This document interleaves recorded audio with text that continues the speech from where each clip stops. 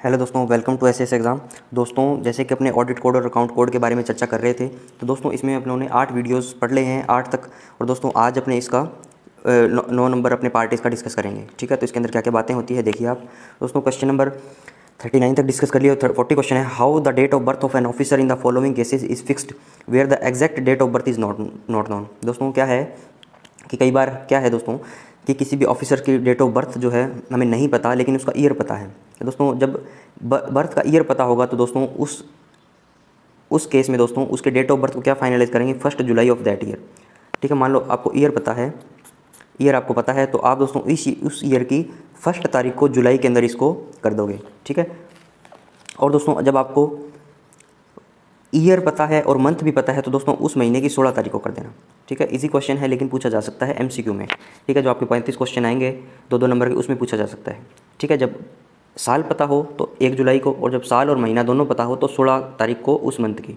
ठीक है, अथॉरिटी मिल जाएगी para number 195 of the audit code. इसके अंदर दोस्तों एक नोट दिया गया है इसके नीचे, उसके अंदर आपको आगे चले। दोस्तों क्वेश्चन नंबर 41 है, what is the main difference between fee and honorarium. दोस्तों main difference fee and honorarium क्या होता है। दोस्तों ऑनोरेरियम जो है, मेन फ़र्क दोस्तों, the source of from which payment is made, the source from which payment is made. दोस्तों जो सोर्स है जहाँ से पेमेंट हम कर रहे हैं, मेन डिफरेंस वही है दोस्तों फ़ी एंड ऑनोरेरियम में। दोस्तों ऑनोरेरियम क्या होता है, if source is consolidated fund of India, state और यूटी। कंसोलिडेटेड फंड जो है दोस्तों किसी भी स्टेट का या इंडिया का या यूटी का हो सकता है, वहाँ से अगर पेमेंट होगी तो वो होगा दोस्तों ऑनोरेरियम। ठीक है, और फ़ी क्या होती है दोस्तों, other than consolidated fund of India of India state और यूटी। ठीक है, मतलब फीस तो दोस्तों अदर देन कंसोलिडेटेड फंड, और ऑनोरेरियम दोस्तों कंसोलिडेटेड फंड से पेमेंट। समझ में आया। क्वेश्चन नंबर 42 पे चलते हैं। अगला देखिए दोस्तों, व्हाट इज चार्ज एक्सपेंडिचर। दोस्तों चार्ज एक्सपेंडिचर क्या होता है दोस्तों, पता होगा आपको, फिर भी मान लो लैंग्वेज की बात आएगी तो आपको ये चीज़ें याद रखनी है। Means expenditure charge on the consolidated fund of India which does not require submission for vote by parliament. दोस्तों जिसकी पार्लियामेंट में वोटिंग नहीं करते अपने, उसको बोलते हैं चार्ज एक्सपेंडिचर। दोस्तों वोटेड एक्सपेंडिचर क्या होता है, जिसकी वोटिंग होती है पार्लियामेंट में। ठीक है दोस्तों, जो बजट पेश किया जाता है, जो अप्रोप्रिएशन अकाउंट बनता है, अप्रोप्रिएशन एक्ट बनता है, फिर जाके जो पैसा निकलता है उसको दोस्तों बोलते हैं वोटेड एक्सपेंडिचर।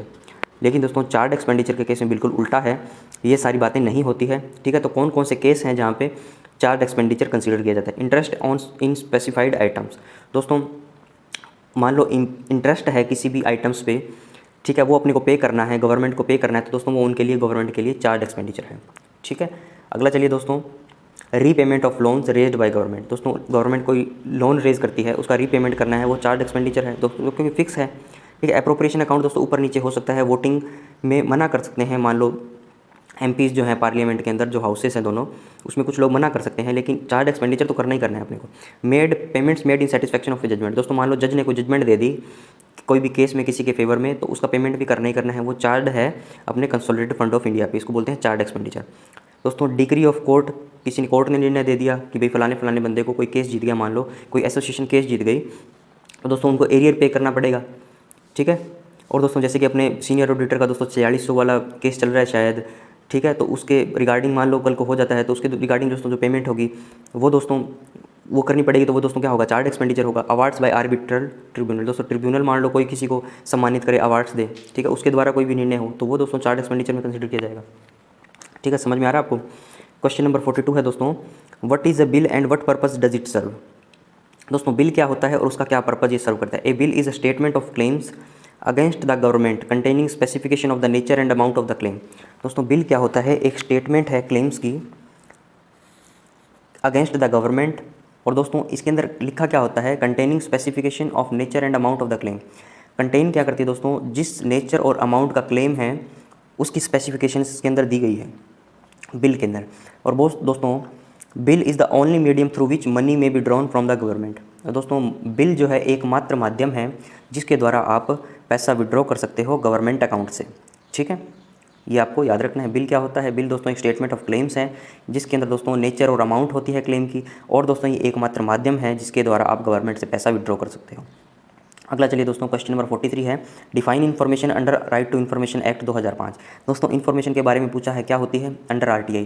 दोस्तों ये अपने सिलेबस में नहीं है, फिर भी मैंने इंक्लूड किया है, क्या पता पूछ ले, क्योंकि 2014 और 18 के जो पेपर किए थे उसमें बहुत सारे क्वेश्चन ऐसे थे दोस्तों, तो इन चारों पांचों की बुक्स में नहीं है, फिर भी पूछे गए थे। ठीक है, तो इसलिए आप प्रिपेयर रहें उस बात के लिए भी। तो define information under RTI act 2005। दोस्तों इन्फॉर्मेशन क्या होती है RTI एक्ट के अंदर, उसके बारे में अपने चर्चा करते हैं।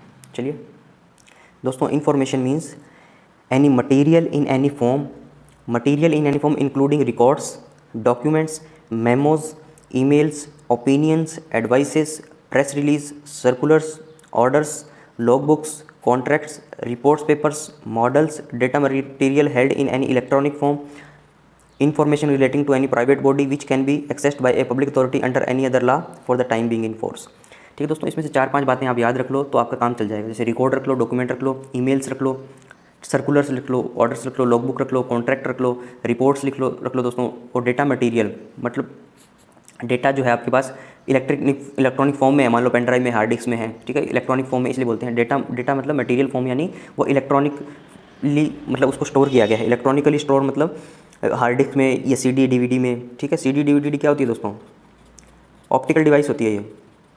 ठीक है, हार्ड डिस्क वगैरह है उनको दोस्तों बोलते हैं मैग्नेटिक डिस्क। ठीक है, वो उनके दोस्तों जो वर्किंग है, जो उनके पीछे काम करने का कॉन्सेप्ट है, उसके ऊपर डिपेंड करता है। ठीक है, इसके अंदर लेज़र लाइट का यूज़ किया जाता है, इसलिए इसको ऑप्टिकल डिस्क बोलते हैं। ठीक है, मतलब जो डेटा है मटेरियल फॉर्म में है, इलेक्ट्रॉनिक फॉर्म में है डेटा मटेरियल, तो उसको बोलते हैं दोस्तों इलेक्ट्रॉनिक डेटा। ठीक है, जो कंप्यूटर अपने पढ़ेंगे तो उसमें आपको बताऊंगा बहुत अच्छे से। और इन्फॉर्मेशन मान लो कोई प्राइवेट बॉडी से रिलेटेड है और वो पब्लिक अथॉरिटी एक्सेस कर सकती है। ठीक है, तो वो भी RTI की इन्फॉर्मेशन के अंदर आता है। ठीक है, क्वेश्चन नंबर 44 पे चलते हैं दोस्तों। नेम द एजेंसी और authority that is responsible for. दोस्तों 1 लाइन क्वेश्चन है, जो आपके 6 क्वेश्चन है 5-5 नंबर के। दोस्तों 5 नंबर में मान लो एक लाइन से ऐसे भी पूछा जा सकता है। ठीक है, तो क्या है दोस्तों, मेंटेनेंस ऑफ पे accounts of a civilian gazetted officer serving with an army unit located in field area. क्या बोल रहा है दोस्तों, सिविलियन गैजेटेड ऑफिसर की मेंटेनेंस करनी है पे अकाउंट्स की, वो आर्मी के साथ काम कर रहा है फील्ड एरिया में। तो दोस्तों जब भी ऑफिसर की बात आएगी, भले ही आर्मी के ऑफिसर की या सिविलियन गैजेटेड के ऑफिसर की पे अकाउंट की बात आएगी, तो PCDAO जिंदाबाद है। ठीक है, 141 ऑडिट कोड जिंदाबाद है। ठीक है, कौन सा, PCDAO। ठीक है, आगे चलते हैं दोस्तों। 2 नंबर पे audit of sanctions issued by MOD finance.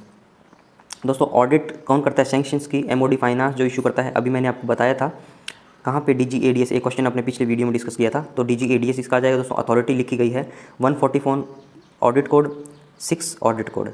ठीक है, आगे चलते हैं दोस्तों। मेंटेनेंस ऑफ पे accounts of A naval officer serving on the staff of the high commission for India in UK। समझ में आया दोस्तों, UK और अदर देन UK वाला कॉन्सेप्ट था जो पिछले वीडियो में बताया था, वो सारी चीज़ें दोस्तों यहाँ यूज़ हो रही है। मतलब एज ए 1 लाइनर उसने पूछ लिया, तो वो कौन मेंटेन करता है दोस्तों, हाई कमिश्नर। ठीक है, मेंटेनेंस ऑफ पे accounts of A naval officer serving on the staff of the high commissioner for India in UK maintained by the high commissioner of India in that country. ठीक है, sanction of pension payment order दोस्तों PPO for an air force officer. दोस्तों air force की बात आएगी तो CD air force new Delhi. दोस्तों PPA से रिलेटेड एक बात और बताता हूँ दोस्तों, इसका रिटेंशन पीरियड 75 साल है। ठीक है, एक बोनस सवाल है, ये आ जाए तो मान लो आपको लिख के आना है 75 साल। ठीक है दोस्तों, इस वीडियो को यहीं रैप अप करते हैं अपने। तो नेक्स्ट वीडियो में दोस्तों अपने डिस्कस करेंगे कुछ और क्वेश्चंस को। वीडियो को लाइक करें, शेयर करें और दोस्तों चैनल को सब्सक्राइब जरूर करें। Thank you so much.